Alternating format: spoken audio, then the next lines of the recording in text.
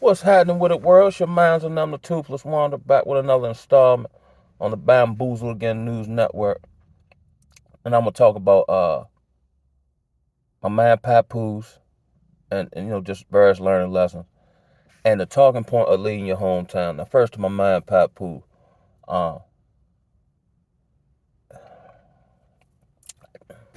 I feel for the brother and I get it. And I get it, bro. And granted, there's no way to not, if you live enough life here in Babylon, there's no way to not be blessed into the game in some way, shape, form, or fashion. Because the game is all around.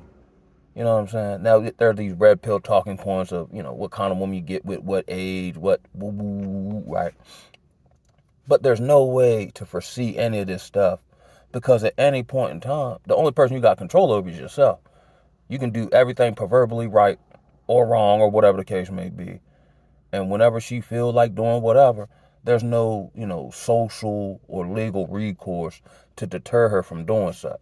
That's why marriage contract type marriage, in my humble opinion, you're basically signing a bad record deal. You know what I'm saying? It don't just like the industry, it don't matter how much you produce, whenever they're ready to move on from you, even though you've done all the rituals or you've appeased these people to whatever degree, when they ready to move on, ain't nothing you can do about it. You know what I'm saying? Didn't R. Kelly make a song like that? No pun intended. When a woman's fed up, and ain't not, and you ain't got to do nothing for her to be fed up. Like Jay-Z said, segue to him. The streets keep calling. You know what I mean? So I guess they got whatever they got going on. And even as I attempt, and I'm correlating this to my own personal situation, right?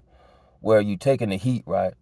But, you're held to a hard standard, so you don't necessarily speak on stuff or you don't play tit for tat.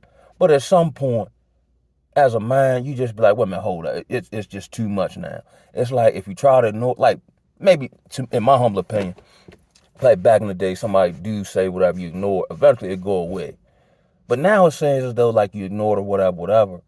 They force you into addressing it because they just keep ramping it up, like to the point where you ain't got no, well, you always got a choice, but you just gotta address it.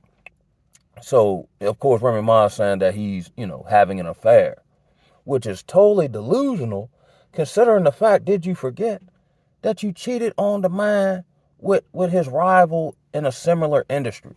I don't think they personally had beef, but, they're both battle rappers or in that battle rap scene. You're totally forgetting you was dead wrong. Now, it'd be, no, you can cheat with somebody you don't know, somebody way across town. But you cheat on this man with somebody he's in close quarters with or proximity within a similar industry who's actually not as esteemed as he is. And then you out in public with the man. You know what I'm saying? So cuz take that on the chin. He don't say nothing. He woo woo woo woo. So then, I don't know if he did this strategically, but it played out correctly. Where I guess she exposes that he's messing with the UFC boxer woman or whatever. So, and Remy Ma can probably beat up most people, most females rather. But she can't beat up no professional fighter that does that for a living. So that's a dead issue. So she can't, get out on her that way. So what we do, we go to social media, that's what we do. And air out our dirty laundry for all the world to see. And I got a similar situation where, like, the other party, like, we were having text messages back and forth about parenting or whatever we're talking about. And then the other party would then go show my child what I said, but show it in a light of attempting to foster discord between me and her. Where they do that at? That's between me. Why is you showing? Which again is something I was talking to about, like, stop bringing the child in the grown folk business here. You know what I'm saying? Yeah, I digress, right? So, she's saying, you're having an affair, totally forgetting that you're the one who started it. You know what I mean? But now because you're hurt, because probably he got a younger model, now you lash out and air all your dirty laundry on social media. So then I guess the other woman stated that it's funny you saying he's having an affair, but you got two boyfriends, which is typically, from my experience and what I've seen, objectively at a safe distance. The vast majority of people that I've seen are in relationships, like when I was at the job or whatever the case may be, or even when I was going to a CNC operator class in Baltimore City.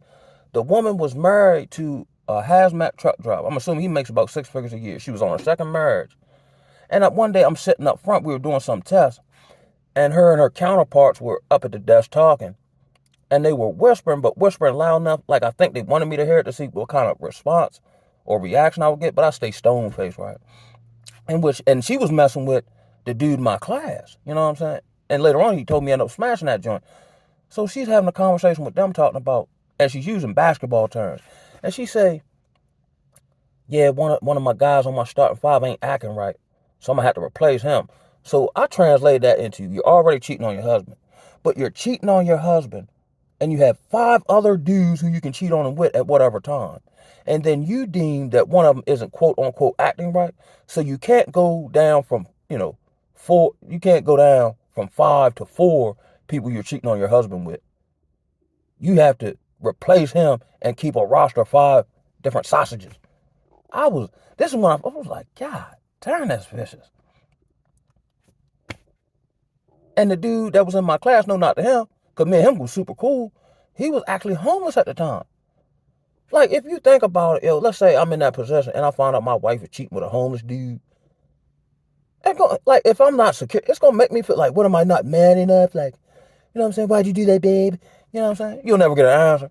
Because I want to. You know what I'm saying? That's the end all be all of it. But then I was just on social media, right? And then I guess because he states whatever he states that papoose, well, we're still married because I want a divorce and you not giving me one. You see what I'm saying? Because she still wants to stay, even though you airing the man out, you still want to stay legally through the marriage contract attached to this man for whatever social status and financial resource or attached to, still being quote unquote called papoose's wife. Because if that's severed, you in and of yourself may have a harder time garnering whatever, unless you just hop on podcasts and do what you're doing now and make yourself look crazy like Brittany Renner, right? So I saw a post and it was her. And I said, good God. And this correlated me to like previous life experience, right? Where she was like, well, since you want to talk and whoop the woo, I'm going to tell everybody you like your groceries ate with your legs behind your head. Again, they have a 6-year-old child involved who eventually is going to see this. Like, no decorum, there's no limit to the effery they're willing to when they feel wronged, but feel justified and right when they did the exact same wrong to the party they're now saying is wrong in them for essentially doing to them what they levied on the other person. This reminds me of a story. Well, it's a personal experience, right? So I was dealing with what ended up being, my other counterpart now, right? And I'm like, I was coming out of the world to a degree, like, because I used to like play women based on the fact I knew they sell box and that like I'm real cool with people. So I was like a box broker, right? Nothing to be proud of, right? So I'm coming out of that. So then when I meet this other person, they're telling me their life story and how to, typical story, how everybody done heard them woo woo. So, in my mind, I'm not gonna do that, you know what I'm saying? But I know the game. I just don't play it. So when she starts doing certain things or whatever, I'm like, yo, you carry me like I'm like, I'm a chump or something. Like, so I know how to rap that. I'm trying not to do that to you since you say you've been so hurt. So I'm like, well, if you keep doing this, I know I'm gonna do. So what I'm gonna do is I'm gonna smash somebody who you feel look better than you, and then they're gonna run back and tell you, and then you're gonna try to act right. Because I don't know if you like, maybe you think I can't get other people or whatever. But I was moving out of that space, right? So she's like, I don't even know what she said. She sounded like Charlie Brown wife. I mean, a Charlie Brown teacher, right? So I'm like, all right. Now, I didn't go out with this intent purpose. It just happened. So this is why typically I try not to deal with people I work with because it never ends well. So, we, at work, meet somebody, we talk and, just vibing or whatever and end up, through the course of time, we end up splacking. And that's when everything went haywire, right? Of course, I told her, my situation. Of course, they don't care, whatever. So I was out with the homies one day and she called me all irate talking about the girl called and said that I bit her on her back the night before, right?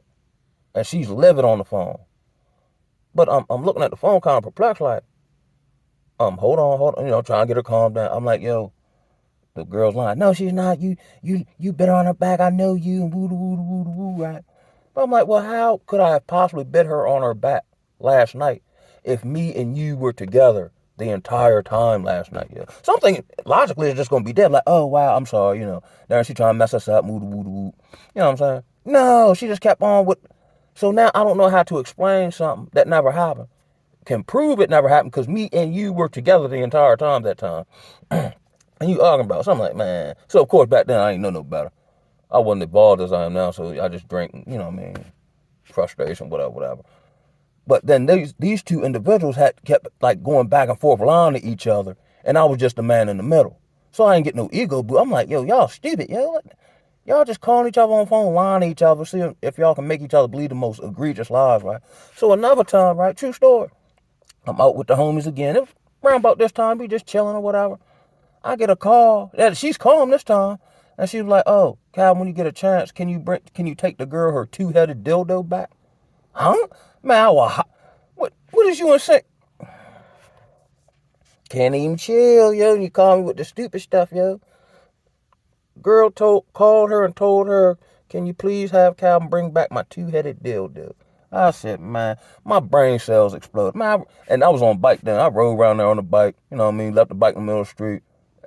What's that meme? I forgot what movie that's from, with a dude looking up like this here, and he's saying, you raggedy, but you know what I mean? It's just, you just can't win, yo. And that's, from my experience, just personally speaking. Again, I guess the word talk about you can't take fire into your bosom and not be burned. But I had been moved out of the space of like just splacking because I think I can, or because it presents itself. Like I got to feel you out first. But then even when I did that, and I didn't rush it, like we hang, let's say 3 to 5 times, and we conversing, we just kicking, movie watching, whatever, whatever. As soon as the splacking get involved, it go left field every time. And I'm trying to think, yo, how do I I've done hear my man say, due diligence in my mind to make sure, you know what I mean? Like we conversing, we understand each other. But as soon as that splacking get involved, for the most part, it's always gone left, which is another reason why even in the land of butt nakedness and harlotry and all that, I've gone through enough pain and lack of peace in that area. Like it's the juice just not worth the squeeze. The potential, the benefit outweighs the perceived benefit outweighs, or the rather, how would I say it? The potential for liability. Not that I see it, but the possible potential is such that whatever benefit or whatever I can actually see, I ain't even willing to take it. Because I don't know what's going to happen down the line. For the most, especially, woo-wee. That's crazy, yo.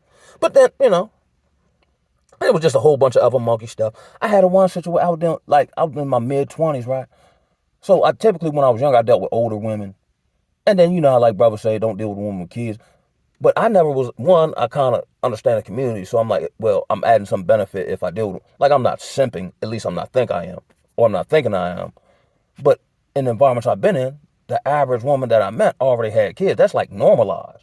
So I didn't, if something's everywhere, you sometimes don't think like of the other option. You know what I'm saying? Like I should get with a woman who don't have kids. If everybody I'm around got kids already. And I'm a kid at heart and I like kids and woo woo woo, right? So I never forget, y'all get to messing with this older woman, right? I was probably about mid-20s, 23, 25, somewhere in that area. I think she might have been 40, right? So I was actually at the hotel getting jiggy and I'm ready to pass out, right? So my man's called me, asked me where I was at because I didn't, I wasn't hanging out that particular weekend. I was just going to chill in the hotel room for that weekend. So I tell him what the scoop is. He was like, oh, okay. He was like, hold on, somebody want to talk to you. So it's the older woman, woo. And I shuck and jive and I kick the bobo and whatnot, right? So I tell her, oh, no, I ain't coming out, what I'm saying, at the hotel room. She was like, can I come by? I'm like, yeah, sure. But I'm thinking she not coming. Hang the phone up. Man, it wasn't 5 minutes later. Mind you, I'm woozy. But people check the stylistic though. So she got a great big, nice, healthy Sunday dinner plate, busting out the seams. You know what I mean? One of them joints, you got to like hold it up like this here so it don't fall, collapse in on itself. Brought the kid back to life. So I said, oh, shucks, I'm back on deck. I'm back to life, back to reality. So, then I burn one, we kicking it or whatever. And then I'm like, in my mind, I'm like, well, shoot, you done blessed the kid.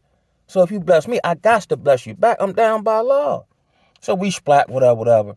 The hotel had like a buffet joint. So we eat, we break bread. You know what I'm saying? I get her a cab or whatever. You know what I'm saying? She rolled by. I'm like, yo, what's up? You know what I mean? So eventually, later on that evening, I got to go back in town to get me some more reefer, right? So I'm stepping through the town, and on like 2 different blocks I turned on. Now, mind you, I'm on a mission, get my reefer, going back to the room, right? So I ain't really, I'm cold, but I ain't really trying to, hang or nothing like that. Trying to, complete the mission, going back, right? So on 2 separate occasions, as I turned the corner, bro, like, yo, Cal, come here, cuz, woo, woo. So I'm like, let me see what they want, right? So I'm like, yeah, they was like, such and such. I'm like, yeah. So they tell me 2 different pockets of homies on the streets told me she came through in the cab that I sent her in. Stop the cab to holler at them and say, hey, do y'all know Calvin? If they said, yeah, she said, oh, I splacked them last night. And I'm thinking this is an older woman. I'm like, why would she do that? Like, where they do that at? Now the old heads act just as stupid as the young ones. And this is before 2010 and whatnot. The game been Mickey flicked out for a minute. That's why I've been retarded, right? So then we start, I don't want to call it beefing, but da-da-da. I'm trying to understand why'd you do that. I ain't really super mad. I'm just trying to figure out where your mind at, yo. You know what I'm saying? So now we have a falling out or whatever. And then one time, I think she called me and threatened me or something, but she was actually right around the corner from where I was at. Rode my bike over there. You know what I'm saying? Because I'm tired of these women fooling with my peace every time they talking crazy. So I pulls up, her daughter, and a couple other dudes playing cards on the porch. And I do like a dough board. Like, what's up, yo? Like, what, man? Because man, what's happening? They don't even look my direction. I got walk. I stand there for about, I don't know, 30 seconds, just looking crazy. And then it was like when I cut the corner, I seen them, so I let the bike sail. And I'm like, you know what I mean? I hop up and the bike's still going down the street with my arms up like this, like, what's happening? Then I see they don't respond to them. I'm like, oh, all right. Loud enough for them to hear me. I go pick my bike up out the middle of the street, roll right back around to where my homies are. Like, Cal, you good? Yeah, man, just had to go check on something, man. Man, he went crazy, cuz. You know what I'm saying? So like 5 minutes later, I get a text message from a number I don't know saying, oh, I'm such and such's daughter. I know you and my mom beefing. I'm trying to see what's up with you. Huh? Where they do that at? Oh, this is too much for the kid. Man. I think it was the brother Ron Willis who be on here. I haven't seen him recently. I think I subscribe, but if I don't click on it, maybe they just kind of go into the trash heap of like popping up on my news feed or something. But he did a video, real good junk one time, about the sexual underworld. You know what I'm saying? I be seeing clips I don't know where this came from, on my YouTube feed of reels, I guess, of some black dude who's in a relationship with the mama and the daughter. I don't know. But let me get to, now that's out the way, you know what I mean? This talking point I hear, brother. Now, I've heard brother talk on a plethora of talking points, right? And I'll understand it and it'll make sense to me. But a lot of times it don't apply to me till it applies to me. Like I seen brothers talk about synchronicity or repeating numbers. And I'm like, oh, okay. But at that time when I first started seeing that type of content, it didn't apply to me until it did. And now I get a flurry of them. Like this morning, I woke up exactly at 3:33. I had to drop off some food to a friend of mine, and the mom of the house had a hat that said 444 across the jump. It's like these little glitches, and like normally I just pay it no mind, but it's like now I'm meant to start seeing this stuff. 1111s all over the place, or like I might ride past, like there's a road and it's 333, right? MD 333. Rolled past the joint 1,000 and just never paid no mind until I started paying it some mind. Because I don't want to think like maybe because the power of suggestion, I keep hearing it and then I see it. I've been hearing it, but now I'm noticing it. You know what I'm saying? So from what I could kind of somewhat gather, just means I'm on the right path, which would be great since sometimes the path seems uncertain to where it's leading, which segues me to this talking point of, brother saying, leave your hometown. And I get it intellectually, it makes a whole lot of sense. But I was talking to someone else, right? And it seemed like the only time I'm able to leave my hometown is when I have to go get help. But I never get to leave my hometown under my own volition or pursuits of opportunities and dreams, yo. I've been to North Carolina rehab. But the first time I went to a spot, I forgot, I think it was called Trocia or something, in Raleigh, North Carolina. Got all the way down there. It's probably about, from where I'm at, about 6 hours. Butt nigga broke, but somehow I got away down there. You see what I'm saying? Look at the program like, all right, I'm ready, woo woo. But they couldn't accept me because I had something on my record. I forgot what it was. It might have been something domestic. But because I had domestic charge or whatever.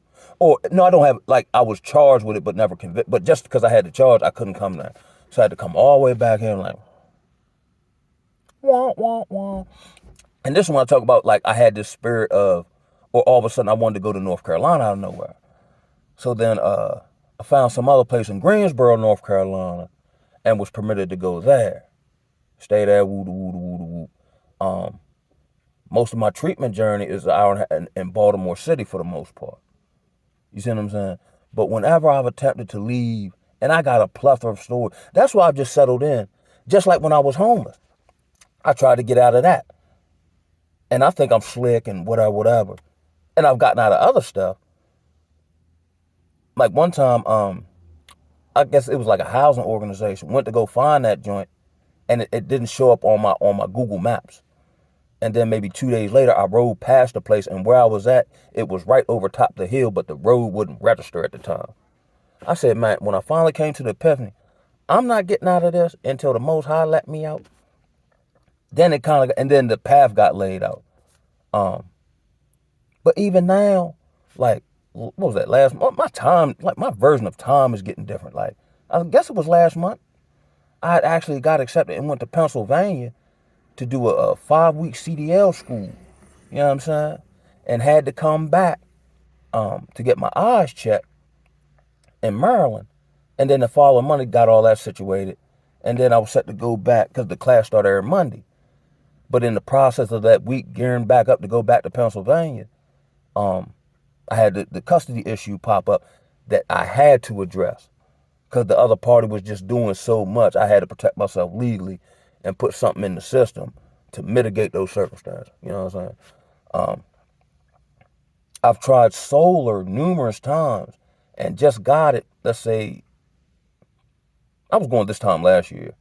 Got the certs and whoop. So now I'm looking at companies that travel because I want to travel. You know, companies that whatever, right? Just never came together. You know what I'm saying?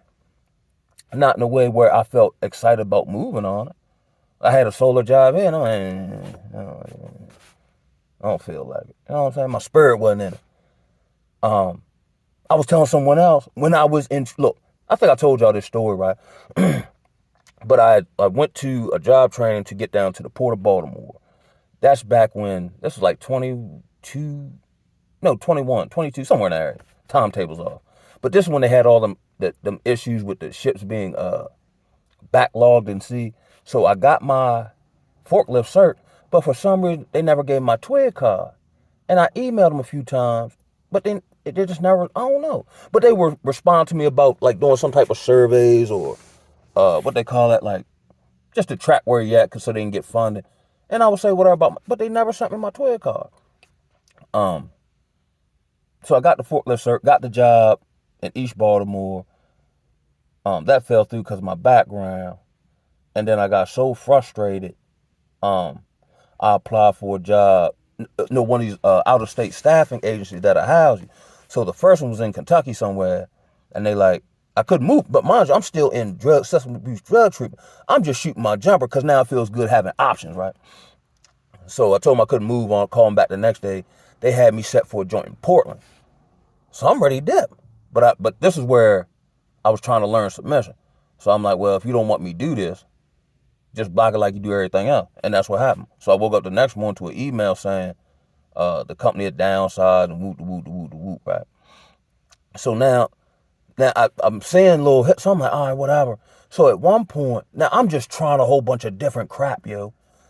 I actually got accepted. I forgot the name of the company, but they were going to train me. Like I had to like be in the woods for like 2 weeks, and they was going to do all these like see how far you can run with 40 pounds or a respirator and all that. But I was actually set to go out to Oregon for like, I think it's 4 months or something. I can't remember exactly. But I was going to be a wildfire firefighter out in Oregon. And I thought that was exciting. You know what I'm saying? But never pulled the trigger on that because of my circumstances. I just didn't feel comfortable going on. You know what I'm saying? And I think I was still in treatment when that happened. You know what I'm saying? When I left the job the first time, I got me a nice little nest egg. Um, and I get my license back. I had an LC on paper, da da da.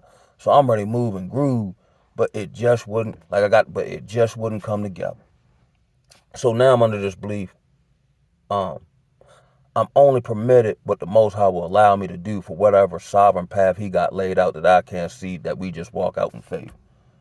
Because again, my will be getting in the way. So everybody else can, not that I grade it like that, but I see other people, now I like the geography of the area I live in, but the small town mentality kind of had me antisocial. You know what I'm saying? So I'm ready to experience new things or go new places and new cultures, new way of doing, you know what I'm saying? Nah, we ain't had none of that. I went to Florida one time, on a whim, researched it, got one of them, what they call them, one of them day labor spots. And I'm in pretty decent shape, even though I ran myself like a NASCAR.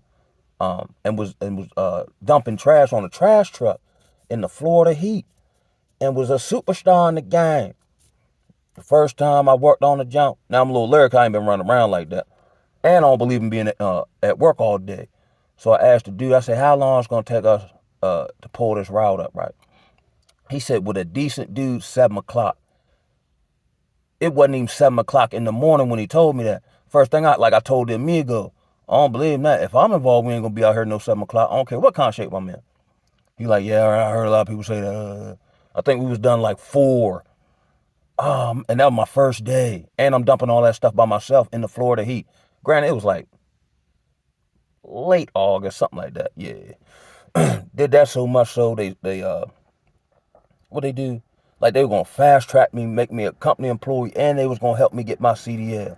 I messed around and relapsed and went stupid dumb. Spent 3 days at the beach and had to come all the way back to Maryland. Got back to Maryland the day before my birthday. Day after that, I'm back in treatment in Baltimore. Wah, wah, wah. So not saying I didn't gave up on my dream. I just gave up now I'm gonna still look for opportunities and woo woo woo.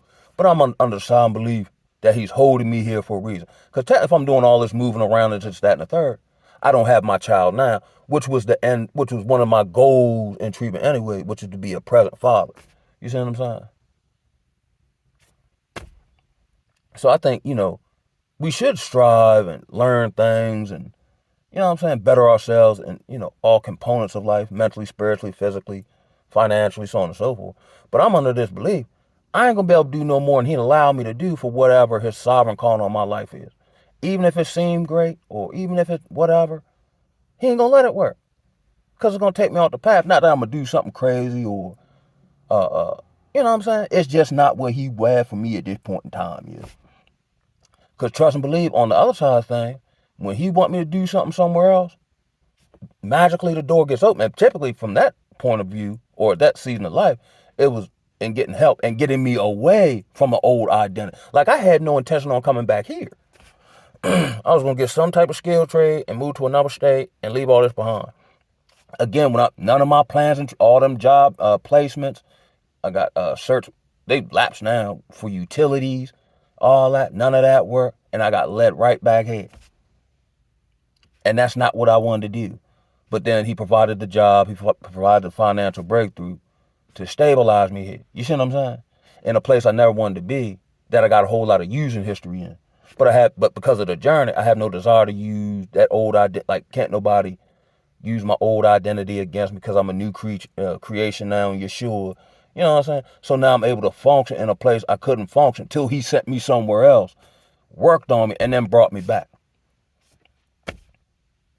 But really, that's about all I got, though. So, I think in order for us to move, well, speaking for myself, to move in a way, we have to kind of understand that we really, in and of ourselves, don't have no power. All the power we got, let's say, to deal with isolation or gang stalking or whatever, isn't power in and of ourselves. You have no power. Was that the vine attached to the branch or vice versa? Like, just like we talk about these other people, these celebrity people, they're getting their power from the dark side. We get our power from on high. And under that revelational understanding, that power restrict, like when Paul was when he said he went somewhere and he had to dream about it, and then he said the Holy Spirit restricted him from speaking and sent him somewhere else. But I'm assuming he wanted to do it, or I had a dream, so I must supposed to be here. No, and you don't get to say nothing. Go over here. You know what I'm saying? Or like when Abraham, or when he told Abraham, go this way. You know what I'm saying? Or like when Jonah was like, he told him go somewhere, and he went the opposite direction, and then the fish swallowed him up, and then he ended up going where he's supposed to go anyway. Because if you don't go the way you're supposed to go, it ain't supposed to work. Or these mysterious things will stop you or impede your progress. But look, when I relapse, I'm like, I ain't going back in no treatment. Woo woo woo woo. Say that to myself each and every day. And guess what I wound up at? Full circle. Back in treatment. And then it'll dawn on me like, yo, my whole intent was to not come. Now here I'm is in it, yo. How? Woo. And now I'm in this, I'm going to leave on this note. Like, I'm in this space of, I'm just letting the Most High do what he do, yo. I'm going to stop worrying about, well, what if this happened? Or if I don't dress this, these people might try to do me some type of way. Lord, I think in order for us to, like, we had to get, and I've said this in previous videos, now I'm growing in a further level, or, you know how they say we go from glory to glory, faith to faith, a higher level of faith and a higher level of submission. You know what I'm saying? That's all I can come up with, yo. And I'm cool in practicing acceptance like I talk about on here. I'm cool with it. Whatever. And it's not like outside of, again, my own thinking and stuff. He put no more on us than we can bear. I just don't want to deal with certain stuff in my mind. But it's not like I can't deal with it. Because all I know is pain and suffering. People say I'm humorous or whatever the case may be. All that came out of pain and suffering. Just finding little, you know what I mean, lighthearted stuff in darkness. You know what I'm saying? I'm used to not having. So I tend to kind of do more with less. That's how I've been able to operate up until recently without no job. Not that that's like, oh, I don't, like I'm still working on, personal endeavors or, you know what I mean, whatever. You know what I'm saying? And I'm cool with it now. Because in my mind, it's like, oh, I'm 42 years old. I'm behind as far as where I should be in my mind. I need to whoop, and, you know what I'm saying, da-da-da-da. And I may or may not allow you to do that. But if you do it, it's because I released you to do it. You know what I'm saying? Because you might just start, like you might have some knowledge of me. But now in your mind, you'll start thinking. And I used to do this when I was like little. Like, I'll see something that need to be done or something good. But I won't ask, do you want me to do this? Maybe because I was trying to right the scale or balance the scales. That I would just do good to people who end up hurting me or betraying me or whatever the case may be. Because I know of all the other dirt and I'm just trying to balance the scales. But it wasn't wise to do that. You see what I'm saying? Boy, this is an awesome journey if you think about it. If you take your personal feelings, this is an awesome journey. Even like all the times I was destitute or didn't have no money, like all them years I was in Baltimore and all that.